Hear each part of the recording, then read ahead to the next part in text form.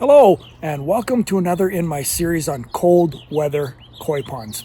Now, this is probably the worst time of year. It's spring cleaning, so I thought I'd run you through the steps of spring cleaning just in case you're considering setting up a pond like this.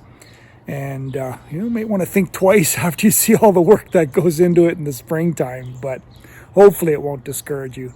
So let's take a quick look. In the spring, the first thing everybody is challenged with is algae bloom, and you really can't be hard on yourself after a long winter of fish poop accumulating in the water, and then you get spring with the bright sunshine increasing every day. You're going to get an algae bloom, and here you can see it's really bad right now. It's like this every spring. You barely see my fish, so I got to fix this.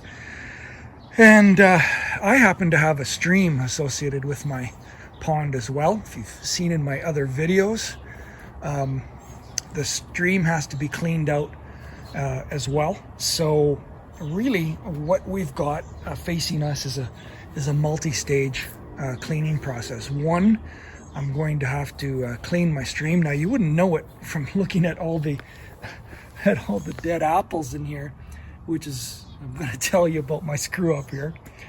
I just cleaned this stream yesterday.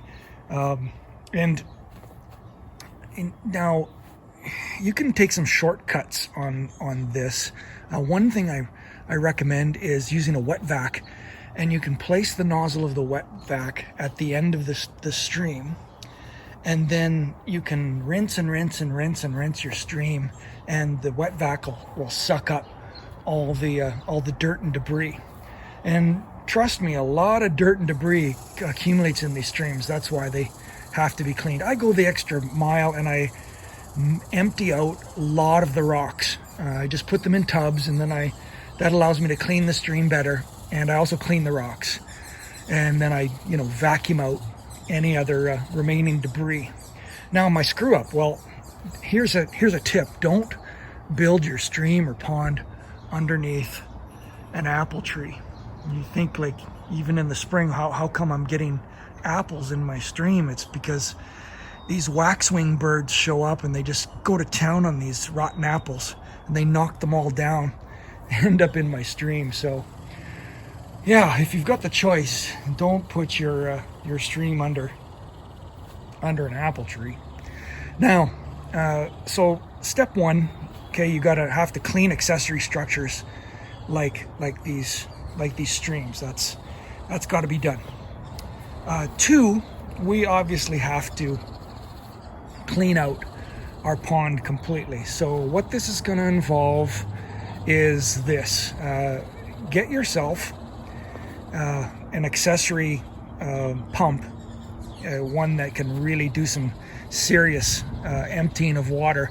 I highly recommend that, because you don't want to use just your regular circulation pump to empty the water out. And getting the water out, with a wet vac would be totally miserable.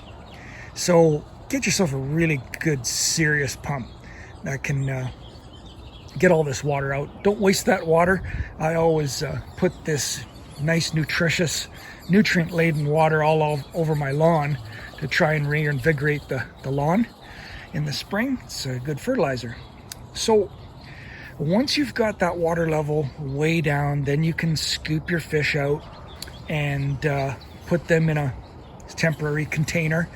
And then the next step in your journey to get this sucker clean is, hopefully you've got a pressure washer, because if you can see, you'll see that the walls of the pond are coated. This is a better view here. Oh yeah, you can see the walls of the pond are coated in filamentous green algae. So that, if you try to scrub that off with a brush, you'll go crazy. You need a pressure washer. So be careful with that. The pressure washer setting, though, this is all a self-contained pond. It's all got rubber liner, the whole thing. The stream is lined with rubber liner. the pond is got rubber liner. Now it's fairly thick rubber liner, but if you put a pressure washer on at highest setting, you're going to cut right through that rubber liner. So be careful and get that pressure washer setting just enough to get the algae off. Once you've done that, you want to empty out all that water, that green sludgy water, and you'll use a pump for that to as much as you can, and then you hopefully have a wet dry vac or a wet vac, and then suck up the rest of the water, rinse it out a few more times until you have a perfectly clean pond. Then it's just a matter of refilling and getting a little bit of water treatment in there. Hopefully you've got a little bit of the additive that removes chlorine from your water.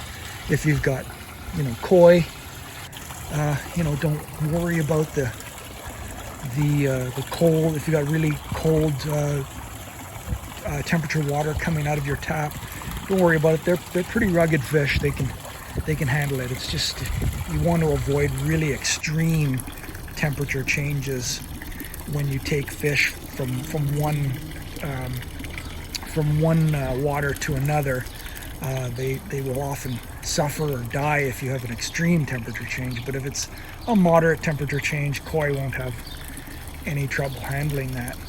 Now, the last thing is hiding in here. You can't even see it. Is my filter. That's going to have to come out. And the spring cleaning time is a fantastic time to just really change out all of your filter media. So, throw out all the foam, your old foam, throw out your old carbon, anything that's associated in your, that's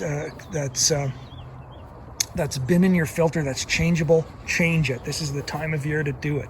I want to start fresh. I'm not going to show that process in this video. Please check out my other videos on my koi pond, different times of the year. One of those videos has a complete cleaning of the filter in it, and I thank you very much for watching those other videos. I'll link to them in the description of this video, and I really appreciate you watching these videos, and I appreciate all the comments and questions. If you have any questions, please let me know. And don't forget to subscribe as well. Now, last thing is once you've got all that done, then you can have the fun of setting up all your accoutrements. I've got a fountain in the middle and a bubble for the koi. Also at the head of the stream, I've got a series of barrels that pour water into the stream. So again, check out my other videos and you can see pictures of the complete job. So have a great day and have fun with your koi ponds.